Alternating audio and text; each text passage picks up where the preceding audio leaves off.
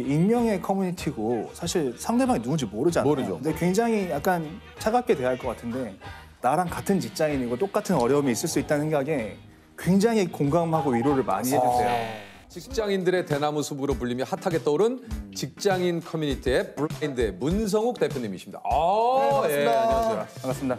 야, 이거 이제 직장인분들이 정말 내가 자주 하는 그 앱을 이분이 만드셨구나 이제 아실 거예요. 예. 아니 이게 이제 원래 방송 출연을 잘 안 하신다고 얘기를 들었는데. 네, 제가 원래 좀 이렇게 낯을 가리는 편이어서 잘. 사실 또 앱은 블라인드 앱을 만드셨는데 그 만드신 분은 낯을 가린다라는 것도 뭐 일맥상통하는 게 있어요. 그렇죠. 블라인드니까 진짜. 블라인드니까. 신기하다. 그런 것 때문에 어떻게 보면 뭐 약간 또 성향이 또 좀 반영이 된 걸 수도 있네요. 개발하시는데. 그럴 수도 있습니다. 그죠. 네. 아니 그 직장 다니시는 분들이 익숙하겠지만 이제 굉장히 또 이 앱을 모르시는 분들이 있을 수 있으니까 네. 블라인드라는 게 어떤 앱인지 좀 얘기를 해주시죠. 네, 직장인들끼리 그리고 직장인과 회사가 서로 소통하는 데 있어서 필요한 이야기들을 자유롭게 나눌 수 있는 그런 서비스라고 보시면 될 것 같습니다. 그러니까 이제 뭐 익명의 커뮤니티라고 보시면 됩니다. 그러니까 이제 내 실명이 아니라 그러니까 익명으로 하다 보니까 뭐 여러 가지 회사에서 일어나는 일, 뭐 이제 마음 놓고 좀 터놓고 좀 얘기할 수 있는 곳이죠. 네. 우리끼리 소통할 수 있는. 그렇죠.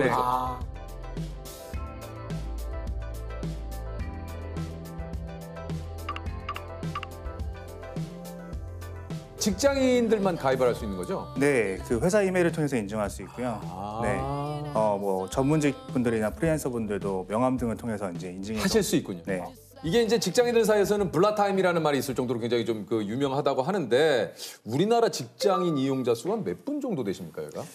지금 가입자는 417만 명 정도입니다. 417만 명. 네네. 와, 어마어마하네요. 진짜 많네요. 아니 여기 있는 CJ PD님들도 좀 블라인드 하시는 분들 있죠? 있을걸요 아마? 있죠. 예, 있어요. 그럼 서로가 서로를 알 수 있는 방법은 전혀 없습니다. 전혀 없습니다. 네. 근데 만약에 거기다가 사실은 저는 누굽니다라고 제가 만약에 저를 밝혔어요. 네. 그러면 그건 다 블라인드 처리가 됩니까? 그렇습니다. 왜냐하면 그 사람이 그 사람인지 실제 확인할 방법이 없기 때문에. 그런 거는 블라인드 처리를 하는군요. 네. 저희 서비스는 사용자 닉네임 앞에 회사 이름이 붙어 있어요. 그럼 어떤 회사를 다니는지 안 해요? 네, 알고 있습니다. 어떤 회사를 다니는지만 아는 거죠. 네. 네.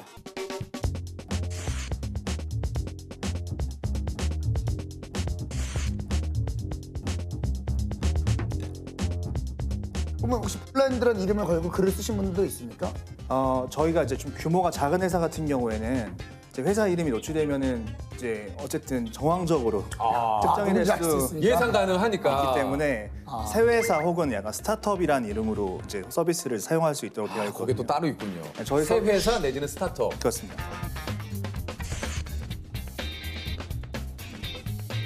저희 회사도 이렇게 좀 작은 회사로서 서비스를 이제 이용하고 있습니다. 그럼 처음에 이거를 개발하시게 된 거는 어떻게 개발하시게 된 거예요? 제가 이전에 네이버라는 회사에서 일을 했었는데요. 네네. 네.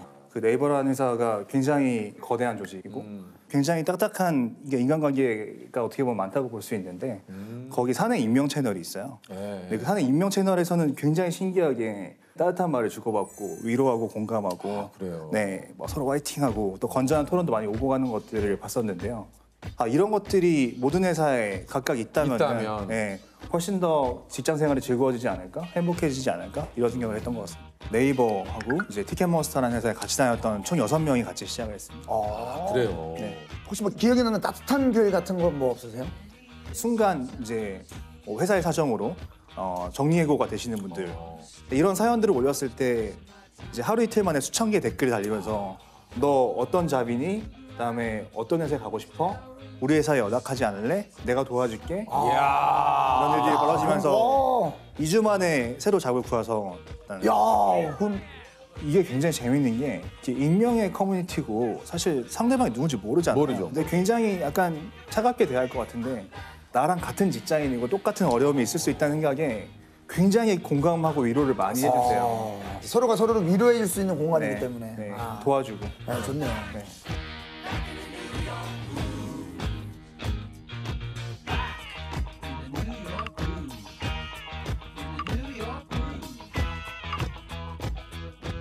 아니 이게 이제 처음에 앱을 개발하고 처음 홍보한 방법이 이게 좀 대박이 났다고 그래요? 일종의 뭐 입소문 다단계 같은 건데요.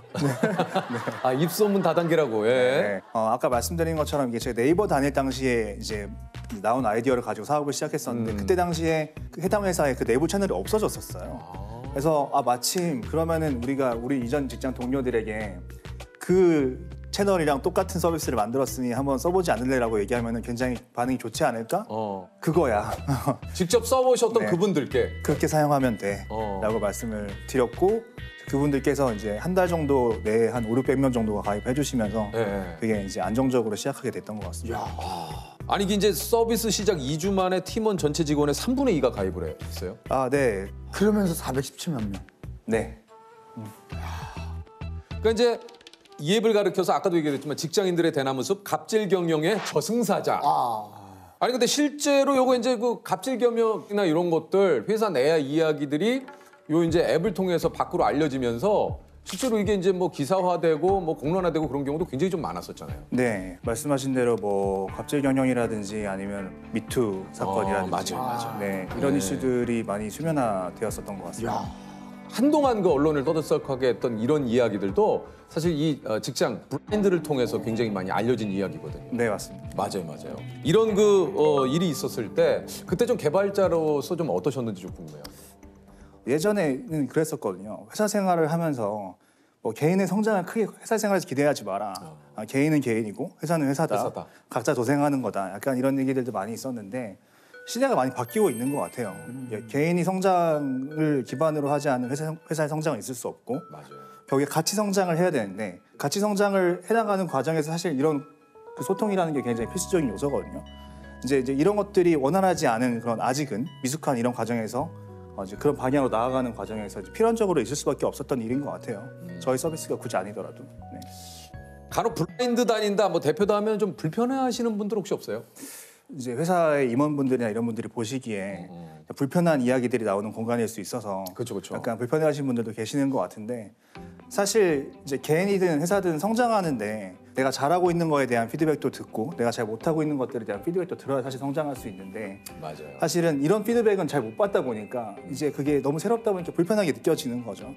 그래서 이제 이런 피드백들도 회사를 성장시키는 데 굉장히 도움이 될 거다라고 잘 설명을 드리면 굉장히 그런 부분도 잘 이해해 주시는 것 같습니다. 사실 그 기업은 아무리 뭐 오너가 있고 내지는 뭐 기업을 만드신 분들이 있어도 사실 수많은 직원분들과 거기 관련된 분들이 없으면 그 기업이 성장할 수 없지 않습니까? 맞습니다. 그것을 좀 명심해야 되지 않을까 하는 생각이 듭니다. 아니 이게 이제 미국에서도 지금 가입자가 160만 정도가 되시네요. 네. 우리가 아는 뭐 애플, 구글, 뭐 페이스북, 마이크로소프트, 아마존, 뭐 테슬라 이런 데서 종사하시는 분들이 저희 주 이용자분들이세요. 그래서 그쪽에서는 전체 미팅이나 아니면 이사회 전에 그간에 올라왔던 모든 글을 다 확인하고 답변을 준비해서 이제 미팅을 한다는 회사 케이스도 굉장히 많이 봤습니다. 안 써보신 분들이 있을 수 있는데 모르시는 분들은 거의 없으실 것 같습니다. 아니 오늘 주제가 이제 베네핏 있나요이기 때문에 오늘 대표님 나오셨으니까 좀 회사 복지에 대해서 좀 안 여쭤볼 수가 없어요. 사실 저희가 이렇게 큰 회사가 아니라서 지금 이제 한국, 미국 합쳐서 약 150명 정도. 네. 저희는 이제 점심 시간이 다른 회사보다 조금 길게 한 90분 정도. 그리고 이제 점심 식대 비용을 제공을 해드리고. 그리고 이제 더 혹시 뭐 있습니까? 추가해 주시겠나요? 주 35시간 정도 근무하거든요. 하루 아침에 한 11시쯤 출근하거든요. 와, 주 35시간? 네. 그 11시에 출근해서 90분 점심시간이면 뭐 거의 네, 곧 집에 가야죠. 곧 집에 가야죠. 와, 주 35시간이면 하루에 7시간이에요, 7시간. 네. 좋네요. 네, 좋아요. 그리고 정시 퇴근해도 사실 뭐 눈치 안 볼 수 있는 문화. 그래서 6시 00분에 다들 당연히. 좋네요. 야, 괜찮네. 아니 이거 커뮤니티를 보게 되면 이제 각종 회사 베네핏이 다 올라온다래요. 네, 그러니까 겨울에 김장 보조금을 주는 김치 냉장고에서도 있고 부모님께 용돈 드리는 회사도 있고 자동차 판매하는 회사는 웨딩카로 고급 세단을 보내준다고. 네.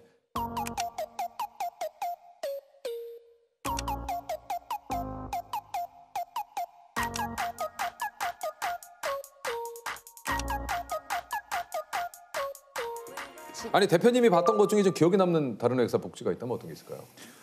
그 두 가지 정도가 기억이 나는데요. 이제 대학내일이라는 이제 그 광고 대행 그리고 전기 간행물을 발행하는 회사가 있는데 이 회사 같은 경우에 3년 정도를 일하면 한 달을 이제 유급 휴가를 주시더라고요. 3년을 일하면 한 달을. 네, 좀 장기 휴가를 주시는 회사는 꽤 많이 있어요. 있어요. 근데 사실 이 회사가 더 근데 기억에 남았던 거는 이제 이런 제도를 만드는 데 있어서 이제 그 직원분들끼리 서로 협의하고 우리가 어떤 것들이 있을 때 이런 우리가 더 잘 힘을 내서 일할 수 있을까 이런 것들을 합의를 해서 그걸 정했다는 거예요. 근데 이런 것들이 굉장히 저는 인상 깊었고요. 또 이제 메드트로닉이라는 이제 의료기기 회사도 있는데 이 회사는 성과에 따라서 근무 시간 단축해주는 그런 제도를 가지고 있어요. 네. 사실 이 회사 역시도 사실은 이런 제도 자체가 되게 멋있는 것보다는 어떤 제도를 우리가 만들었을 때 우리가 가장 힘낼 수 있고 가장 잘 보상받았다고 생각할 수 있고 만족도가 가장 높아질지를 이제 사원분들끼리 서로 협의를 향해서 정해서 이제 그런 제도들이 만들어졌거든요. 그러니까요. 결국에 우리가 어떤 방식으로 회사에 기여를 했을 때 우리가 회사한테 어떤 보상을 요구할 건지를 스스로 정하는 거니까요. 이게 멋있네요. 네. 네. 이거 참 되게 멋있네요. 직장에 다니시는 분들께 이제 직장 그 만족도 뭐 이런 조사를 한번 하신 적이 있다고 하는데 여기 이제 순위 안에는 어떤 기업들이 조금 높은 순위 안에는 뭐 네이버 웹툰 아까 말씀드렸던 대학내일 그다음에 메드트로닉 그리고 비바리프폴리카 이런 회사들이 이제 수위 안에 존재합니다. 아 그렇군요.